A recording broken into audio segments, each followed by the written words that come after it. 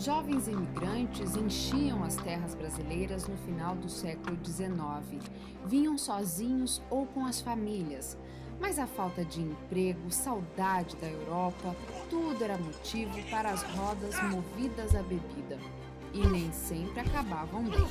Foi numa destas que se envolveu o jovem Bochart.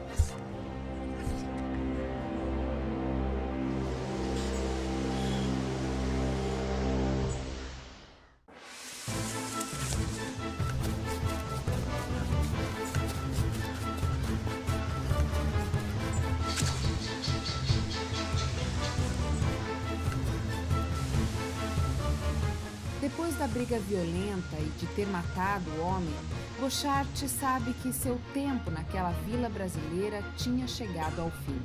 Sem muitos recursos, ele foge por caminhos alternativos, evitando as autoridades, para chegar até o porto de Itajaí e a Liberdade. O trajeto habitual entre a vila de Brusque e o porto era feito levando de 1 até 2 semanas, dependendo das condições das estradas e dos atalhos.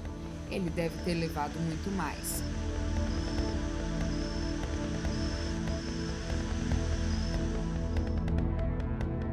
Provavelmente foi clandestino, num navio, e deve ter trabalhado para pagar a viagem, assim que foi descoberto, como era comum naqueles dias. Era mais um no vai e vem da imigração no final do século XIX.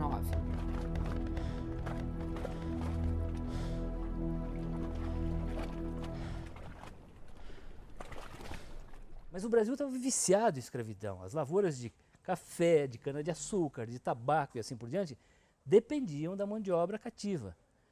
Então, qual foi a solução? Importar colonos pobres da Europa para substituir os escravos, que os fazendeiros sabiam que teriam de ser libertados. E muitos deles foram tratados realmente como escravos brancos ao chegar aqui.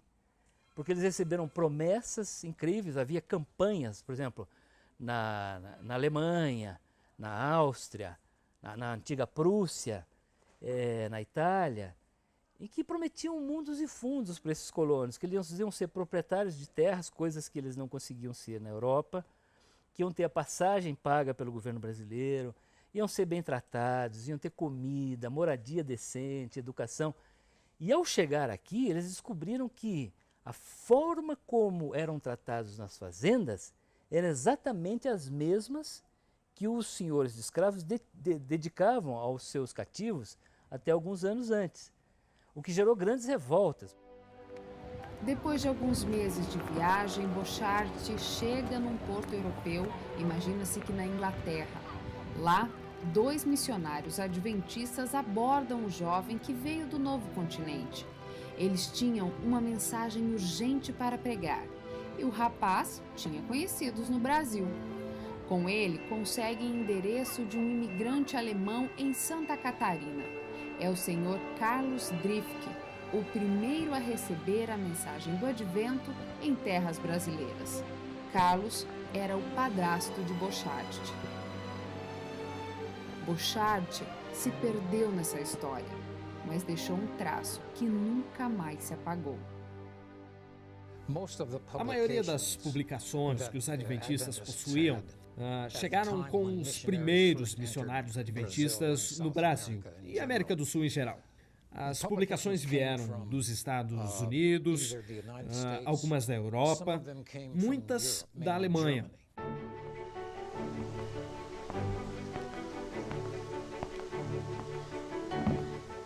Meses depois, um pacote chega ao armazém do senhor Davi Hort, em Gaspar Alto. Ele manda avisar o destinatário, o senhor Carlos Drifke, que morava na vila de Brusque. Todos no armazém ficaram curiosos com o pacote e o pequeno Adolfo Hort, filho do seu Davi, acompanhava a movimentação por detrás do balcão. Mas ao chegar, o senhor Carlos não ficou muito interessado no pacote, não. O medo do alemão era ter que pagar pelo selo.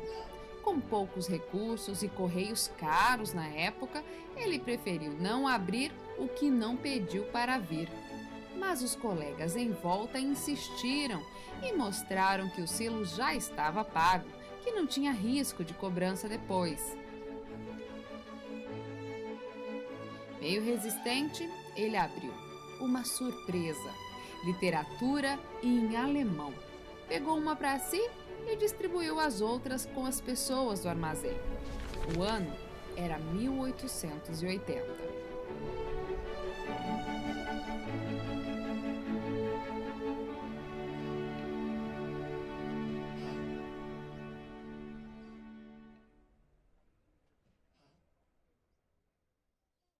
Na década de 50, o pastor Konrad Streithorst entrevistou Adolfo Hort e Adolfo Hort contou para ele que as revistas chegaram em Brusque quando ele tinha aproximadamente 9 anos de idade, que ele testemunhou a abertura do pacote, né?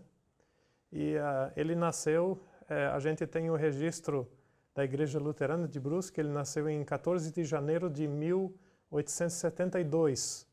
Quer dizer, isso seria também coincide com uma outra data que ele cita nessa mesma entrevista, que isso foi na época em que houve uma grande enchente em Brusque, que foi conhecida como uma enchente assim que arrasou Brusque. E a mãe dele, ela estava lendo essa revista, a enchente foi em setembro de 1880, e a mãe dele estava lendo a revista e ficou muito impressionada. E estava chorando, vendo os prejuízos que a enchente tinha causado, né? E a parte que ela estava lendo era sobre a volta de Jesus, os sinais da volta de Jesus.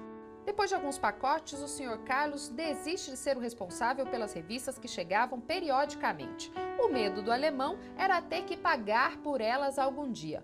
Um amigo até se prontificou para receber, mas desistiu. Aí, o improvável acontece nessa história. Muitos jovens vieram para o Brasil com as suas famílias, mas nunca se adaptaram às terras tropicais. A falta de opção de vida lá na Europa fazia com que eles ficassem, mas a situação difícil nas novas colônias levava muitos ao alcoolismo. Era o caso de Dressler. Sem muitos recursos para sustentar o vício e já sem o emprego de professor que a bebida lhe tirou, Dressler se oferece para continuar recebendo a encomenda. Não que tivesse muito interesse na mensagem religiosa. O objetivo mesmo era vender ou trocar o papel por comida e bebida, de preferência bebida. O dono da venda, o seu Davi, se aproveitava desses papéis das revistas para embalar a mercadoria. Dressler, apesar de bêbado, entendia o valor daqueles escritos, e os clientes do armazém ficaram curiosos e interessados nos novos embrulhos. Dressler escreveu cartas à editora pedindo mais revistas e agradecendo pela mensagem de esperança. Ele, assim, quando você lê esses relatórios, esses dois, né, que a gente encontrou assim, você acha assim no começo que é tudo pura lábia, né? Essa história que ele queria mesmo é ganhar dinheiro para sustentar o vício. Por isso ele pedia a literatura. Mas por outro lado, você vê um homem sincero que se identificava com o grupo que guardava o sábado de Brusque, queria o melhor para aquela gente e ele realmente queria aprender mais. Ele mostrava mesmo satisfação e grande entusiasmo. Quer dizer, ele não era só um bêbado que distribuía, não. Ele era também uma pessoa que lia aquele material. Muitas famílias chegaram ao Brasil no final do século XIX. Uma delas foi a Bels, que trouxe na bagagem o menino Guilherme. No Brasil, uma antiga dúvida doutrinária seria respondida ao garoto. É interessante que a Europa estava numa turbulência. Não era um lugar seguro de se viver. E referindo-nos especialmente à Alemanha, passando por guerras e tudo mais, nesse sentido, e muitos buscaram no novo mundo um lugar, quer seja nos Estados Unidos, no Brasil e na Argentina. Então, esses redutos de alemães se tornaram os primeiros núcleos a serem evangelizados, mas ao mesmo tempo imigrantes tinham que vir para pregar a esse grupo que falava o alemão. E por muitos anos, a liderança da igreja no Brasil foi alemã ou de origem alemã. O que mudou, começou a mudar um pouco o cenário, foi a Segunda Guerra Mundial, onde o alemão foi proibido por lei de ser falado no Brasil. A princípio, né, a obra dos Estados Unidos, a Associação Geral, mandou 3 colportores para a América do Sul, em 1891, quase no final do ano. Era o Albert Stauffer e mais 2. Em maio de 1893, ele foi colportar no Brasil. E eles eram, assim, enviados pela Associação Geral, mas você praticamente não tem nenhum indício de que eles eram mantidos pela Associação Geral. Eles praticamente viviam daquilo que eles vendiam, vamos dizer assim. E eles não mediam esforços para isso. Lembrando que na Europa havia uma repressão social muito grande, havia uma repressão religiosa, havia uma repressão econômica, havia fome na Europa nesse período. Então as pessoas estavam buscando uma nova perspectiva de vida. Muitos desses imigrantes imaginavam que iam para o paraíso. Bom, nós vamos sair desse lugar onde não temos muita terra, a terra é escassa, a instabilidade social é muito grande e vamos para uma amplidão de terra ali onde podemos ter o quanto quisermos ali e a vida será muito mais fácil.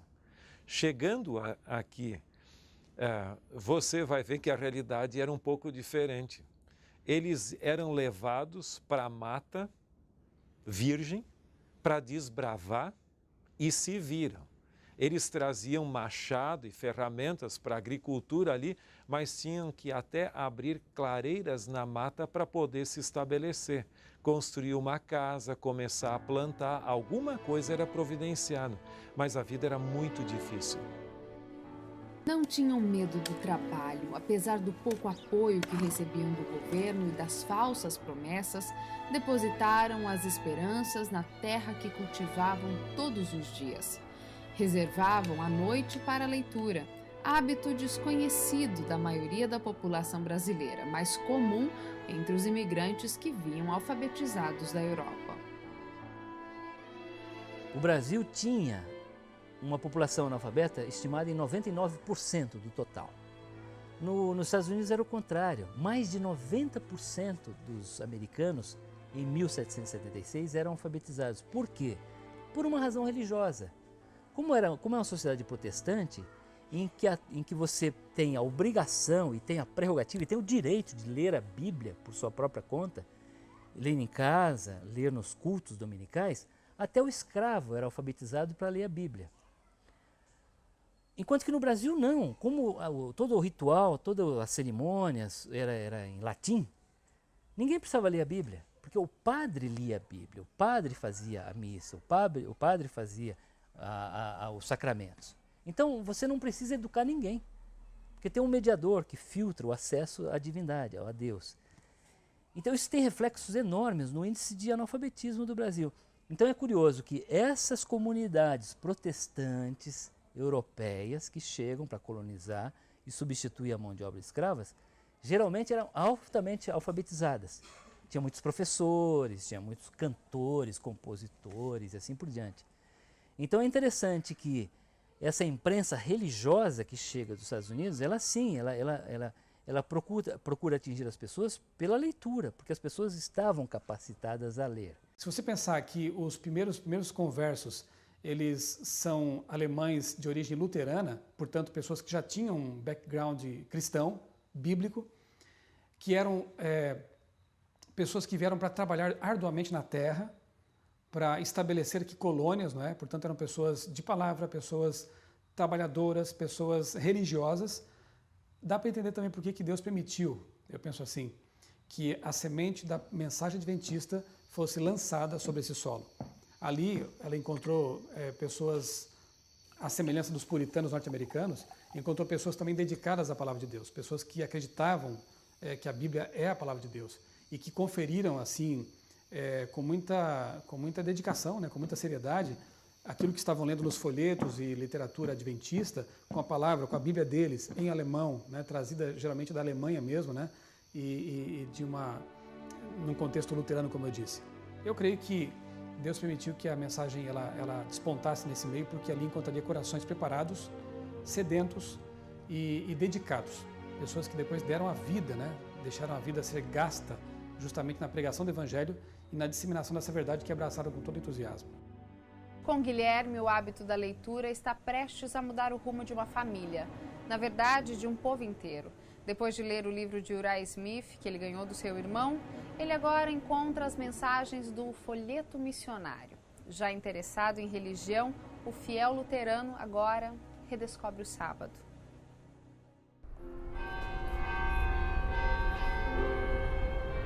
Belz, ele era de tanta sinceridade que na infância já havia tomado conhecimento da mensagem do sábado lendo a Bíblia.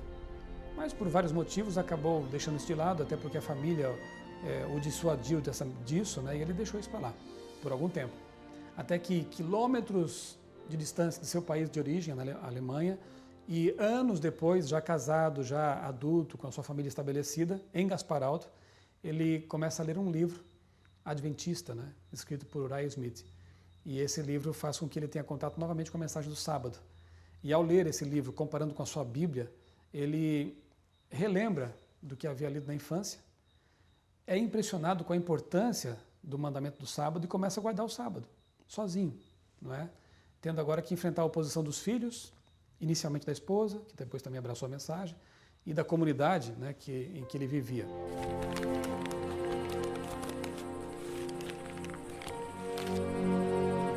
Assim como Guilherme, muitos moradores da região começaram a comentar dos escritos sabatistas que liam em suas embalagens.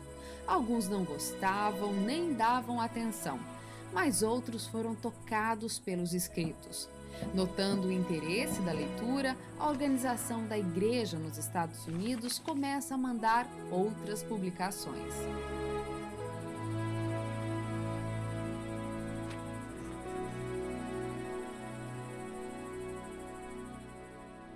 A primeira revista, de fato, foi a Stimme der Wahrheit que chegou, né? Isso a gente sabe porque era um pacote de 10 revistas, né? Mas o pastor Westphal, ele cita uma coisa interessante. Embora ele tenha sido essa revista, a Stimme der Wahrheit, que tenha chegado, vamos dizer assim, como primeira revista, não foi ela que resultou em relação às primeiras conversões. Ele fala, por exemplo, que a revista Christliche Hausfreund, que era a segunda revista que os alemães americanos, vamos dizer assim, publicaram, né? Essa revista é a que levou a conversões, o conteúdo dessa revista, porque a outra, a Stimme der Wahrheit, ela era assim muito teológica, né? E para as pessoas assim mais simples, ela não era assim tão proveitosa, né? Agora a outra não, a outra era mais prática, mais objetiva, mais concisa. E haviam notícias também que se publicavam de diferentes lugares, se contavam também de conversões e assim por diante lá dentro. Quer dizer, ela era uma mistura vamos dizer, de doutrina bíblica com informações, assim, com progresso da obra e essas coisas todas. Não é por acaso, não me surpreende que tenha havido casos de conversão por pessoas que compraram um produto e que veio embalado num panfleto com mensagem religiosa. Porque era realmente uma preciosidade. Se você recebia alguma coisa, e aquilo ali não era todo dia que você recebia um jornal, uma revista, um livro em casa. Com algumas pessoas já aguardando o sábado e famílias inteiras na fé adventista, os cultos começam a acontecer nas casas das famílias que ainda não tinham ouvido um pregador adventista falar. Se baseavam na Bíblia, nos livros e revistas que recebiam e ali mesmo cantavam seus hinos cristãos tradicionais, contavam histórias de fé e congregavam como irmãos numa mesma crença. As casas eram pequenas, simples, mas tinham a atmosfera do céu. Além de Santa Catarina, a mensagem se espalhava pelo interior do Espírito Santo, Minas Gerais e São Paulo.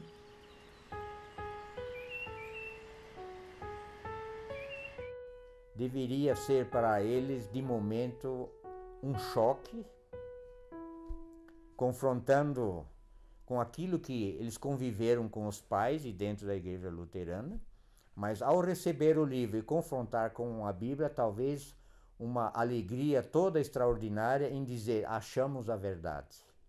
O Brasil foi assim, a religião até a vinda da corte, em 1808, a religião católica romana era a religião exclusiva. Não era só a religião do Estado, mas era proibido você praticar qualquer outra prática religiosa no Brasil que não fosse a religião oficial. Na época da independência, da primeira Constituição de 1824 e durante o primeiro e o segundo reinado, até por pressão da Inglaterra, por pressão externa, o Estado brasileiro começa a conceder, a dar concessões de práticas religiosas, mas a religião oficial era a religião católica. O resultado é que você tem comunidades protestantes espalhadas pelo Brasil, especialmente nessas áreas de colonização europeia, no Rio Grande do Sul, em São Leopoldo, em Santa Catarina, em Curitiba, no interior do Espírito Santo e assim por diante. Mas, em contrapartida, você tem um grande preconceito. Não só preconceito religioso, mas preconceito contra o estrangeiro. O outro que chega de fora, que tem a pele diferente, que fala um outro idioma. Então, é curioso porque essas comunidades, um resultado, elas se fecham.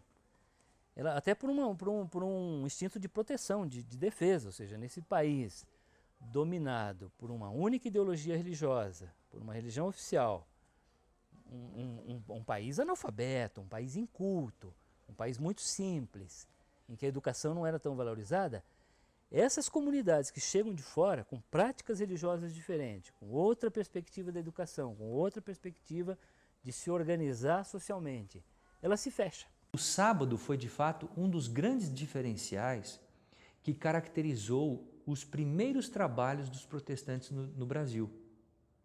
Porque nós, como igreja protestante, nós poderíamos dizer que o sábado era o aspecto que nos diferenciava das demais igrejas que já estavam instaladas aqui no Brasil.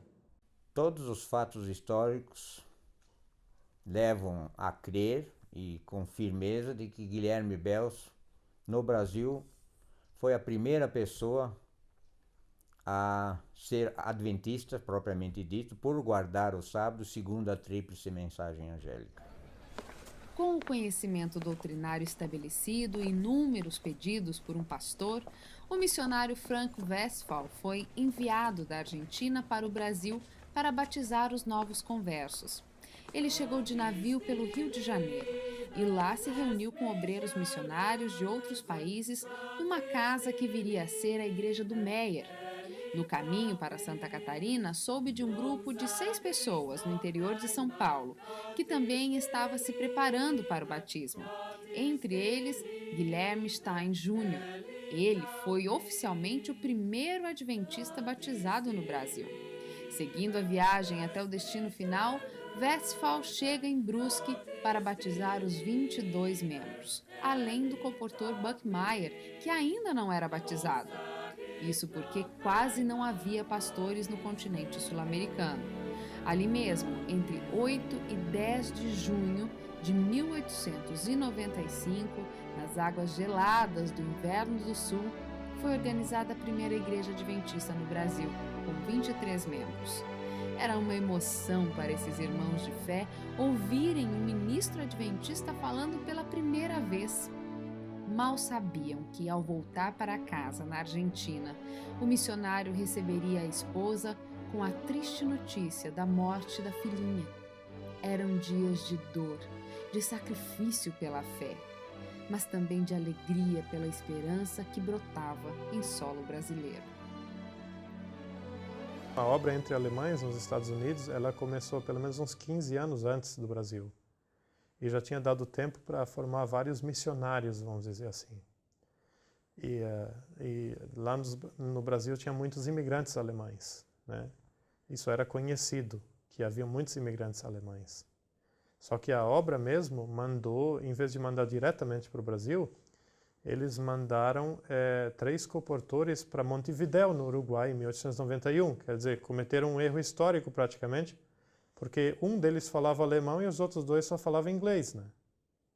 E o que eles iam fazer lá? Em Montevidéu não tinha quase alemães. Pouca gente. Ingleses também não. Eu acho que é por desconhecer as informações. Daí, no Brasil, havia um campo muito grande entre colonos alemães. A gente tinha, naquela época, em 1890 e pouco ali, você tinha já uns 100 mil alemães no Brasil.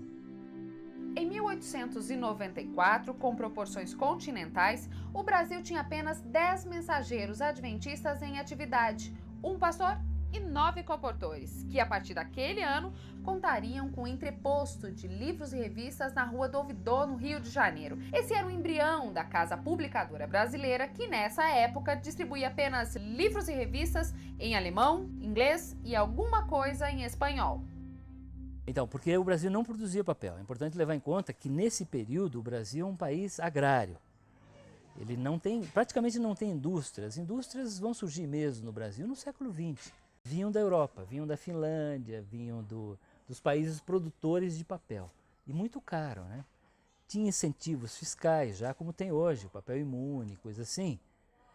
Mas o problema não era nem o custo do papel, era o índice de analfabetismo. A principal restrição à leitura, à educação, não era o custo do papel, que de alguma forma ele chegava, é que as pessoas não sabiam ler.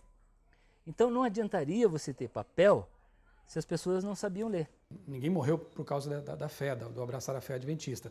No entanto, a casa de alguns foi apedrejada. Alguns, enquanto faziam o pôr do sol, a casa era bombardeada com ovos podres, né? E coisas assim. Alguns, quando passavam pela rua, eram chamados de Verflucht Sabbatisten, que em alemão quer dizer sabatistas amaldiçoados, né? Alguns foram impedidos de ser até sepultados em cemitérios luteranos porque não eram aceitos como cristãos ou coisa parecida. Então havia uma posição muito forte, uma perseguição declarada, mas não havia, pelo menos por parte do governo, um impedimento de que as pessoas se convertessem.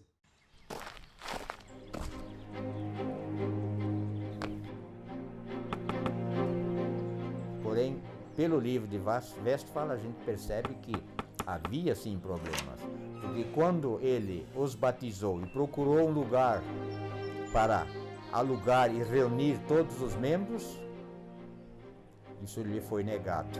Apesar de existir a pessoa, existir o local, ele pagou o aluguel pelo local, e ao chegarem no sábado, na sexta-feira, para já preparar as coisas, lhe foi negado porque diz que havia uma objeção a isto, que se a pessoa continuasse a alugar aquilo, ele seria difamado diante da igreja luterana do púlpito.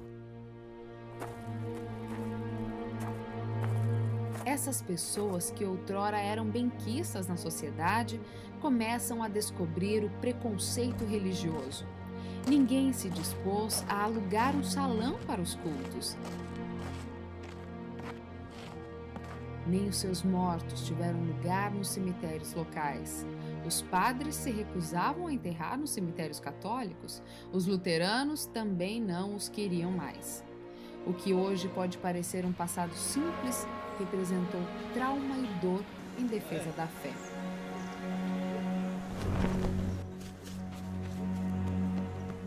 Antes amigos, agora os vizinhos não os queriam mais, rejeitavam, mantinham distância.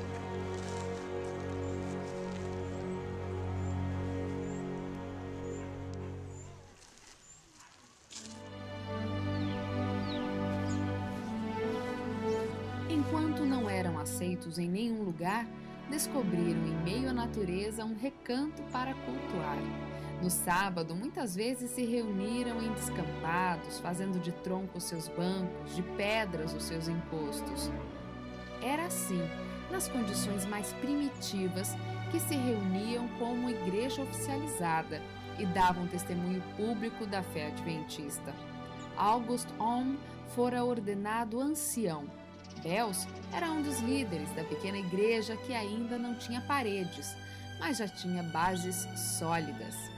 Ali decidiram que junto à igreja que viriam a inaugurar em 23 de março de 1898, deveria haver também uma escola paroquial, ligada à igreja. O objetivo era ensinar os filhos o básico, mas também o essencial da fé.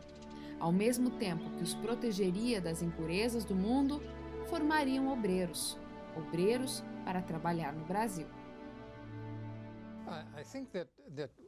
Eu penso que um dos primeiros eventos na história do Adventismo no Brasil foi a decisão de estabelecer escolas para treinar nativos de língua portuguesa, provendo, assim, educação a eles. Eles poderiam depender de obreiros que falassem português, ao invés de depender da importação de líderes que falassem alemão, vindos dos Estados Unidos e também da Alemanha. Quando nós falamos em influência alemã no Brasil, nós precisamos nos reportar à história da igreja, sobretudo na Europa. Quando, por ocasião da morte de J.N. Andrews, em 1883, a igreja precisava encontrar um substituto para ele. E a Associação Geral da Igreja Adventista indicou o nome do pastor Louis Conrad, um alemão. O pastor Louis Conrad era uma pessoa extremamente competente em tudo que fazia. Ele era muito capaz, um excelente orador e um ótimo administrador. E quando o pastor Louis Conrad chegou à Europa para poder desenvolver o trabalho do Adventismo lá no continente europeu, ele criou várias frentes, várias tarefas diferentes, e uma delas foi preparar colportores e missionários para realizarem o trabalho ao redor do mundo. Já naquele período havia um grande contingente de alemães aqui no Brasil. Então, olhando esse fluxo de imigrantes que já estavam instalados no Brasil, os europeus e os americanos tentaram trazer a esses indivíduos o conhecimento da verdade, por várias formas, por meio da pregação, por meio da literatura, por meio do trabalho de evangelismo pessoal, né? E é óbvio que a maneira mais eficaz de alcançar um imigrante é você trazer às suas mãos uma literatura na sua língua mãe. Ou seja, o indivíduo que está longe de casa, pegar um pedaço de papel contendo a língua, escrito na sua própria língua, aquilo era algo que falava muito fundo ao coração. Os anos se passaram e o garotinho, o filho dos Hort, que vira o pacote com a mensagem chegar ao armazém do pai, se torna um jovem obstinado e nada satisfeito com a proliferação da suposta seita de sabatistas. Faz de tudo para atrapalhar o culto dos adventistas. Ele, certa vez, subiu lá de Brusque a Gaspar Alto com um amigo para derrubar realmente a igreja adventista que estava ali e bater nos irmãos, né? Só que quando ele começa a escutar um sermão, aquilo toca o coração dele. E ele diz para o amigo, vamos voltar, eu não vou fazer o que eu queria fazer não. E ele então começa a se aproximar dessa mensagem, começa a questionar o pastor luterano, não obtém respostas satisfatórias e acaba se convertendo. E o mesmo empenho que ele tinha, né, que ele teve para tentar destruir o adventismo, ele agora aplica na edificação do adventismo no Brasil. Torna-se um construtor de igrejas, torna-se um pregador, né, assim, entusiasmado, né, um defensor da mensagem de saúde, né, bíblica dos adventistas. Ele realmente, para mim, é um Paulo dos tempos do adventismo no Brasil e um personagem digno de imitação. Mas nem todos achavam isso. De perseguidor, agora ele era perseguido. Depois de aceitar o adventismo, sua casa é apedrejada constantemente. Mas como seus irmãos de fé, ele sabe que é possível abandonar tudo, menos a verdade bíblica. Adolfo decide então sair de Gaspar com a família, para evitar mais retaliação. Foi um dos primeiros obreiros da Igreja Adventista no Brasil. Com mais pessoas crendo, a mensagem se prolifera entre amigos, família, vizinhos. Não com facilidade, mas agora com mais divulgadores, até que sai das colônias alemãs e chega aos brasileiros, os donos da terra. Mas agora uma mensagem já solidificada. As publicações começam a rodar em solo brasileiro em bom português. Um início difícil para uma verdade fácil. Cristo vai voltar. A mesma mensagem de ontem ainda é verdade hoje. O panfleto pequenino e simples se transformou em milhares de páginas, de cenas, de sons, de bytes. As construções simples e pequenas deram lugar a grandes e sólidas instituições. O pequeno grupo, aqui e acolá, hoje é um grande povo, ligado por uma só verdade, uma só esperança.